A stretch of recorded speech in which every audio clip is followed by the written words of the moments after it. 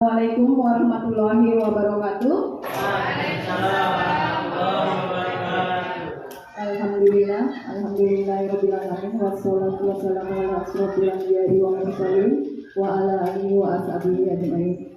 Puji dan syukur kehadirat Allah Subhanahu wa taala yang telah memberikan kita rahmat dan hidayahnya sehingga kita diberi kesehatan untuk berkumpul di tempat ini dalam rangka diseminasi modul 1.4 mengenai budaya positif di sekolah. Selawat beriringkan salam kita hadiahkan kepada junjungan kita Nabi besar Muhammad Sallallahu Alaihi Wasallam.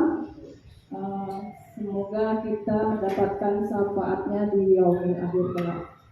Terima kasih kepada Bapak Pengawas Pembina SMP Harapan Raya Bagong yang menyempatkan untuk hadir dalam diseminasi modul 1.4 mengenai budaya positif sekolah. Kemudian kepada Bapak dan Ibu rekan sejawat yang menyempatkan hadir untuk diseminasi ini. Ini tujuannya adalah untuk mengubah ekosistem sekolah.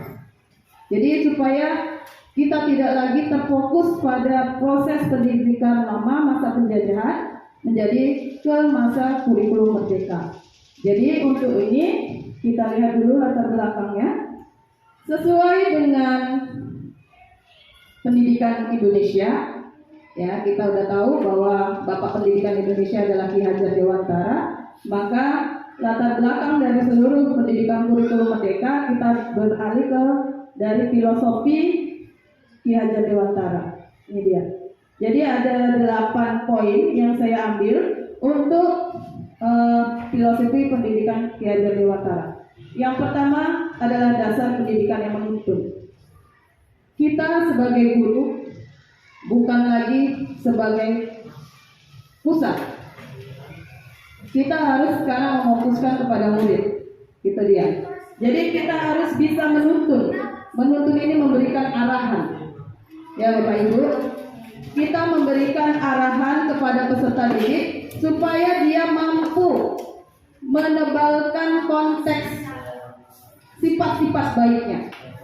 Kita tahu manusia itu sudah punya kodrat alam. Kodrat alam itu baik sifat buruk maupun sifat baik semua kita bawa. Nah, tugas kita adalah menuntun agar peserta didik itu mampu menipiskan sifat yang kurang baik dan menebalkan sifat-sifat baik. Itu tujuannya. Bukan kita hilangkan sama sekali.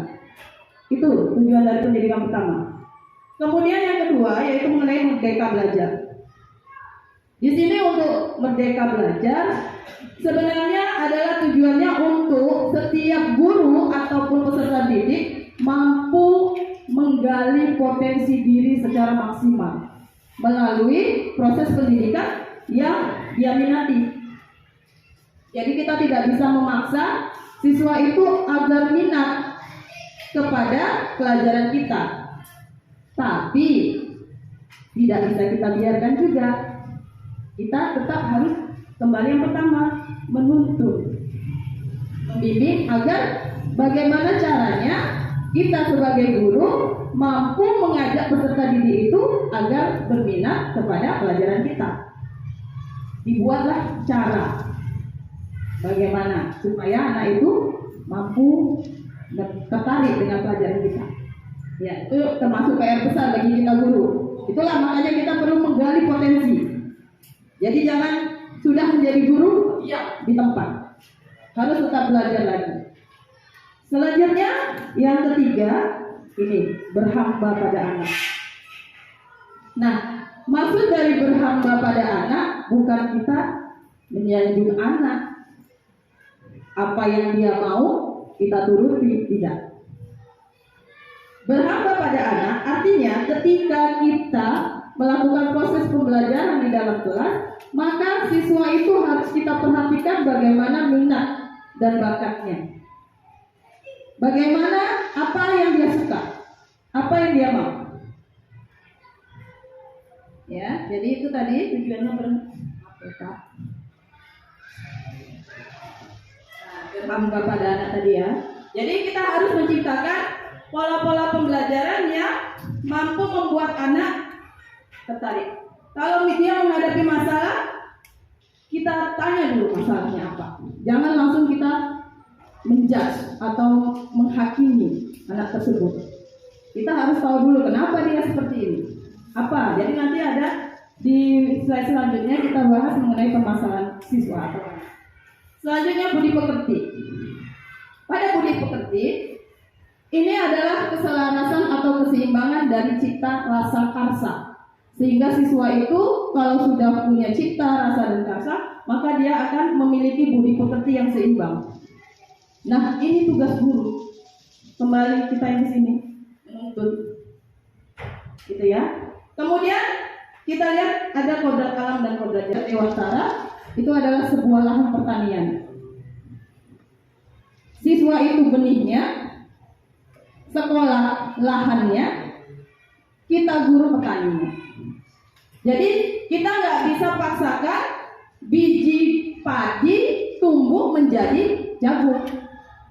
Sama artinya, jadi kalau siswa itu sudah punya sifat seperti ini, dia nggak suka matematika misalnya. Mau kita paksa seperti apapun, dia nggak akan suka. Nah, tujuan dari ini kita sebagai guru, kayak mana caranya supaya siswa itu menjadi suka matematika dengan pola-pola yang berbeda. Nggak harus dia harus berhitung.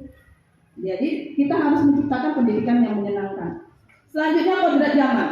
Nah ini, saya rasa kalau guru-guru yang muda, kodrat zaman ini kan pada masa anak itu hidup sekarang. Jadi jangan kita terpaku pada masa lampau. Kadang sering kita jadi guru bercerita zaman bapak dulu, zaman ibu dulu seperti ini. Tidak bisa. Justru sekarang kita yang harus mengikuti zamannya anak, supaya kita bisa masuk ke anak tersebut, gitu ya. Jadi jangan, kalau bapak dulu seperti ini, jangan terfokus pada masa lampau. Kita hidup zaman sekarang, anak kita zaman sekarang.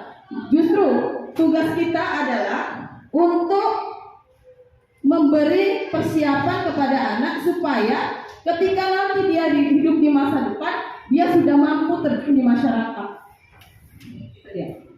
Jadi jangan terfokus pada masa lampau. Kita bicarakan masa depan. Kita siapkan siswa-siswa kita itu untuk bisa menguasai pendidikan atau menguasai masa depannya. Jadi nggak boleh kita terpaku pada masa lampau. Nah, selanjutnya menurut Ki Hajar Dewantara ini ada namanya trilogi pendidikan. Ya, mungkin Bapak Ibu yang di taman siswa sudah biasa ya Pak, Bu. Nah, ini dia. Ini ada 3 dari trilogi pendidikan. Yang pertama adalah Ingarso Sintulodo. Di depan memberi contoh teladan. Jadi Bapak Ibu, sebelum kita menyuruh siswa itu untuk bagus, ya secara otomatis kita harus memberi contoh. Apa itu contohnya? Ya, contohnya bisa keteladanan, kepemimpinan, nilai-nilai kebajikan. Jadi 0 besar kalau kita menyuruh siswa baik sementara kita tidak baik. Kita menyuruh siswa tidak terlambat, ternyata gurunya terlambat. Itu dia. Jadi ketika kita memberi contoh itu, jangan kita nyuruh saja. Namanya contoh, dia lihat kita sebagai model. Mudah-mudahan ketika kita nanti sudah memberikan contoh, secara otomatis, oh saya pelajaran ibu ini nggak boleh terlambat, karena ibu itu tidak pernah terlambat. Pelajaran, tapi kalau sudah bapak yang biasa terlambat, nggak apa-apa kok, bapak itu datangnya lama, nggak apa-apa saya terlambat, gitu ya. Jadi itu kita sebagai contoh dalam hal apapun. Kalau kita sudah menjadi guru, pasti kita sudah menjadi model atau contoh. Selanjutnya yang kedua, Ihmadiyah Mangun Kaisok, di tengah memberi semangat. Ya, jadi kita ketika berada di tengah-tengah murid, tidak boleh kita menjatuhkan murid. Apapun tindakan yang dia lakukan, itu sebagai bagian dari kebutuhan dasar dia sebagai manusia. Kita tidak boleh langsung menghakimi, bodoh kamu, jahat kamu, tidak boleh. Dia bodoh, dia jahat, pasti ada faktor penyebabnya. Jadi kita harus tanya. Ya memang ini berat. Saya sendiri kadang pribadi yang belum dilaksanakan juga, masih separuh-separuh. Mulai belajar sabar, mulai belajar tidak menghakimi, itu dia. Kemudian yang ketiga, Tuturi Handayani, ini jadi slogan kita di dunia pendidikan. Di belakang memberi dorongan, motivasi. Jadi kita harus memberikan motivasi kepada siswa kita supaya tetap maju, supaya tetap belajar. Jangan berhenti di situ. Perlu tetap kita berikan motivasi. Selanjutnya, ketika kita memilih posisi atau profesi kita sebagai guru, dikatakan guru adalah manusia yang senantiasa berusaha menggerakkan manusia lainnya. Jadi kita harus bisa mengubah pola pikir anak tadi yang sudah berdasarkan kodrat alam dan kodrat zamannya. Kita harus bisa membujuk, menuntun supaya anak itu menjadi lebih baik. Pak Ibu, tujuan dari kebajikan universal tadi ini sudah sering kita tahu. Inilah profil pelajar Pancasila P5 proyeknya ya Pak, proyek profil pelajar Pancasila. Budaya positif di sekolah, di mana kita perlu untuk mengubah ekosistem sekolah menjadi lebih baik. Ada 5 yang saya tampilkan nanti mengenai kebutuhan dasar, kemudian posisi kontrol, keyakinan kelas, segitiga restitusi, dan disiplin positif. Nah, untuk budaya positif adalah nilai-nilai atau keyakinan, kebiasaan murid di sekolah yang berpihak pada murid dan berkembang menjadi pribadi yang kritis, penuh hormat dan tanggung jawab. Ini memang bilang membicarakannya mudah, tapi pelaksanaannya cukup sulit. Nah, kita sebagai guru ya tidak boleh menyerah. Ingat kembali tadi tujuan kita adalah menuntut, menebalkan konteks dari siswa.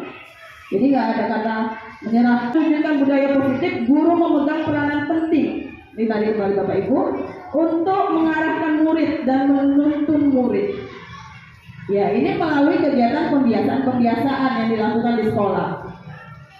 Ya, jadi kembali juga kita tadi harus tetap menjadi model atau contoh. Guru perlu memahami posisi apa yang tepat untuk mewujudkan budaya positif di sekolah. Jadi kita harus bekerja sama, berkolaborasi, membentuk suatu program di sekolah yang akan dilaksanakan oleh seluruh warga kelas, baik siswa maupun guru. Nggak boleh satu pihak saja, harus dua-duanya, semua warga sekolah. Ini ada 5 kebutuhan dasar.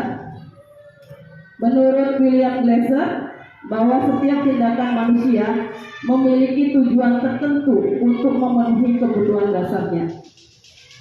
Jadi kesenangan. Nah, perlu merasa senang di kelas. Jika senang, pasti konsentrasi tinggi. Ya, kita ciptakan suasana kayak kan. Alangkah senangnya kita guru kalau ketika bel, siswanya kok cepet kali Bu, kok cepet kali Pak. Padahal belum selesai, ini enak belajar sama bapak sama ibu. Alangkah senangnya kalau kita guru seperti itu. Tetapi rata-rata ya pasti kita tahu Bapak Ibu. Kapan bel istirahatnya Pak? Lama lagi Bapak Tuhan gitu. Nah, ini tugas kita supaya siswa itu merasa senang di kelas. Ya, kita tahu. Ini kita belajar 5 posisi kontrol. Jadi sebagai guru kita harus tahu kita berada di mana sekarang ini sebagai 5 posisi kontrol. Yang pertama sebagai penghukum. Nah, ketika siswa itu menghadapi masalah, berarti kan kebutuhan dasarnya tadi tidak terpenuhi. Nah, pasti pada saat itu dia mengalami identitas gagal, 0 besar. Tapi tugas kita, guru, adalah mengubah identitas gagal siswa tadi menjadi identitas sukses. Jadi nanti kita lihat selama ini kita berada di mana dari 5 posisi kontrol ini. Yang pertama sebagai penghukum. Ini kalau udah sebagai penghukum itu pasti nada suaranya tinggi, melotot, merhati. Nah, efeknya murid tadi menjadi marah positif. Ada yang tindakannya berontak, gak mau dia. Makin keras gurunya, makin keras dia. Itu dia marah positif. Tapi bersifat positif karena dia keluarkan. Ketika dimarahi guru dia marah kembali. Itu masih marah positif. Nah, kemudian dendam. Awas nanti pulang sekolah tak tunggu. Nah, atau kereta gurunya bannya dikempesin. Itu dendam, pasti ada. Dan ini akan menjadi agresif. Kalau agresif, makin dibuat ulahnya. Karena dihukum bukannya jerah, malah dibuat lebih parah supaya gurunya lebih marah. Nah, kita berada di mana? Selanjutnya yang kedua, ini sebagai pembuat rasa bersalah. Nanti ada tabelnya Bapak Ibu. Nah, ini dia. Ya, guru itu sebagai pembuat rasa bersalah. Sedih, kamu nggak kasihan apa nak sama ibu? Udah capek-capek ibu buat kayak gini. Tahu masih juga nggak mau, gitu ya.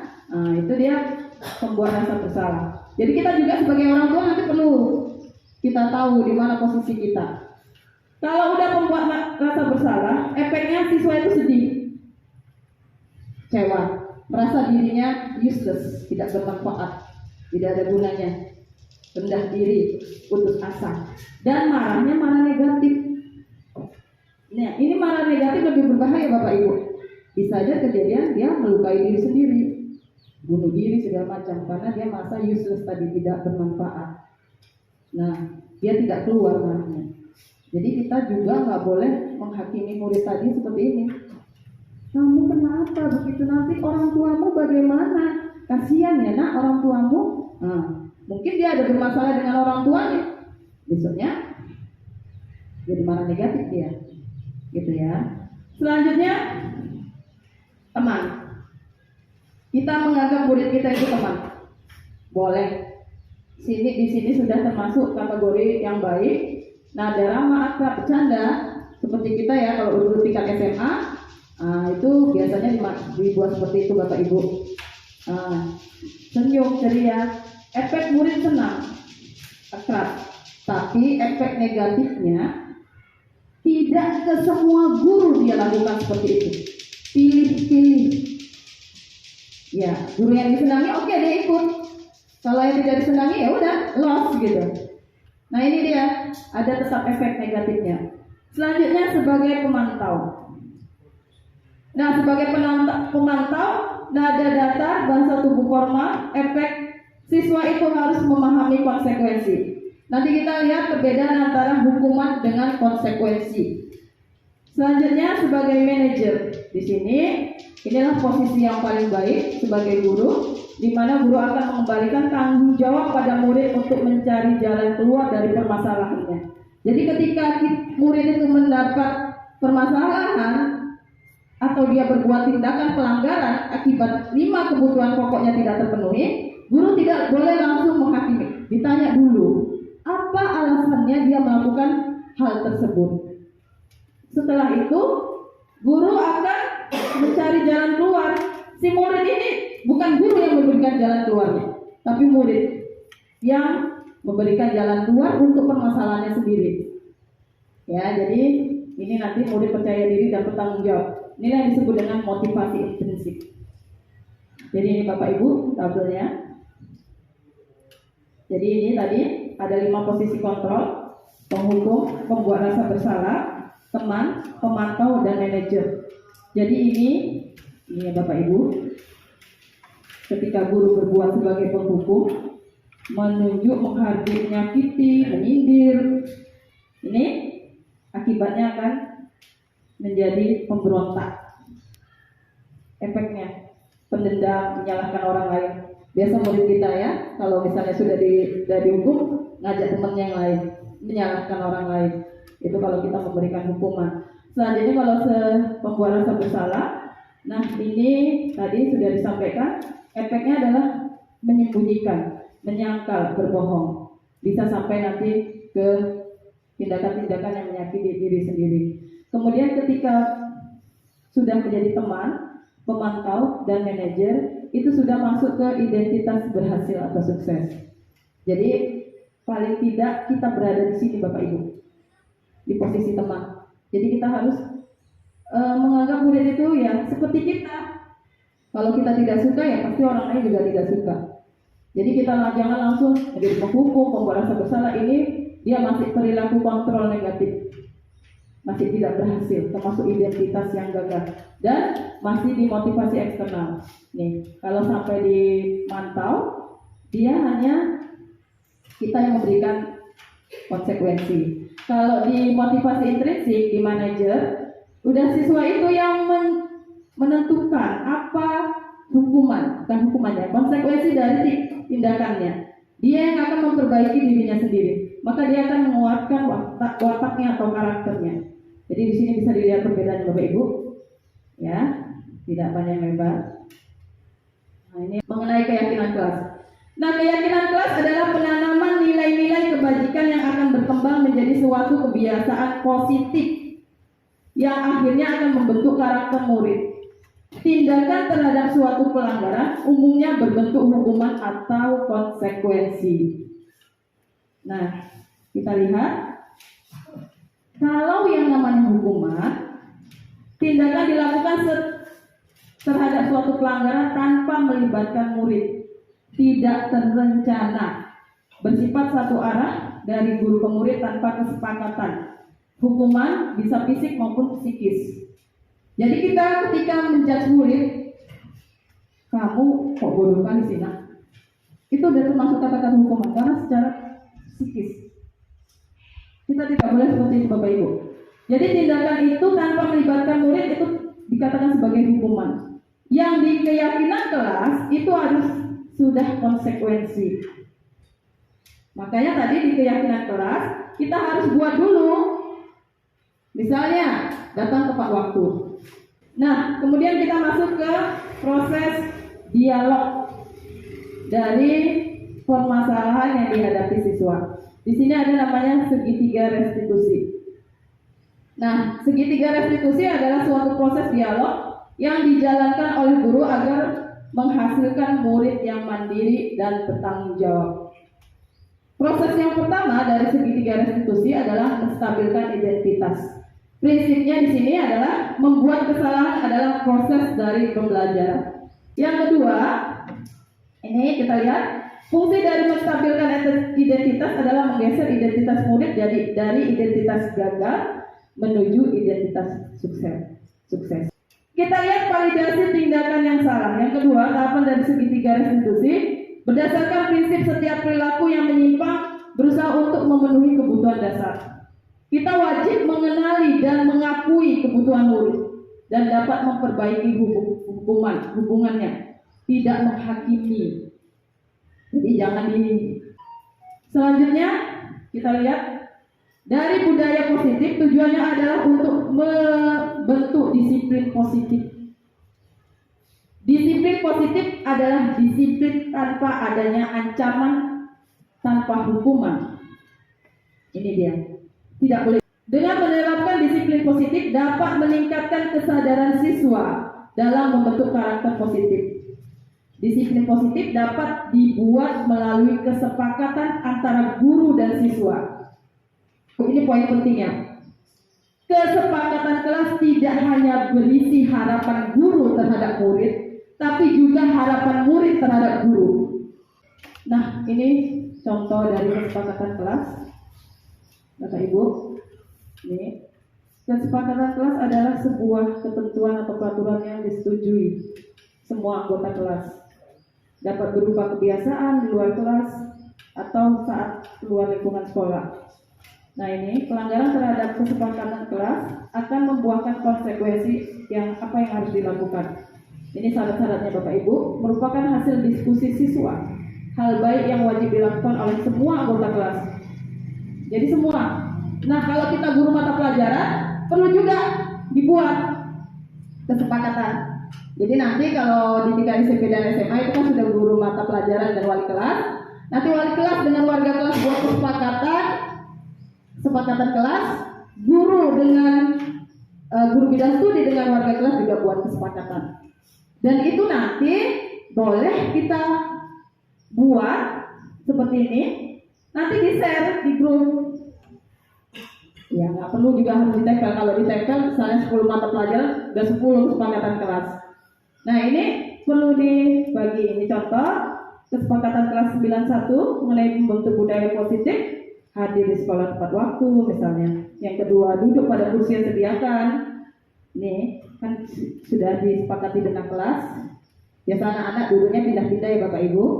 Nah, tapi nanti ketika pembentukan kelompok boleh, nggak harus di situ aja. Kemudian mendengarkan orang lain bicara, angkat tangan, ini bentuk-bentuk dari kesepakatan kelas. Nah, ini harus kerjasama antara siswa dengan gurunya. Nanti juga boleh nanti ditambahkan harapan siswa itu terhadap guru. Jadi nanti keyakinan kelas itu terhadap guru bagaimana? Nah, perlu kita seperti itu. Jadi bukan hanya siswa yang dibuat peraturan, kita guru terlepas dari tanggung jawab kita juga harus buat peraturan dengan siswa sesuai dengan harapan siswa tersebut.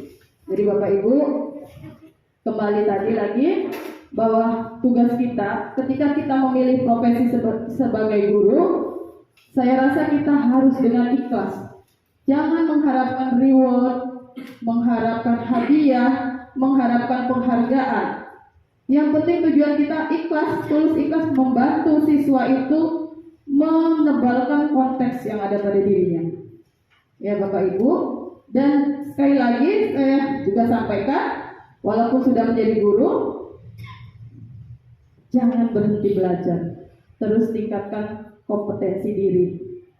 Jadi seperti saya sudah cukup umur 46 tahun, kita ingat kembali di ideologi pendidikan tadi bahwa kita harus menuntut murid berdasarkan kodrat alam dan kodrat zamannya. Terima kasih. Assalamualaikum warahmatullahi wabarakatuh.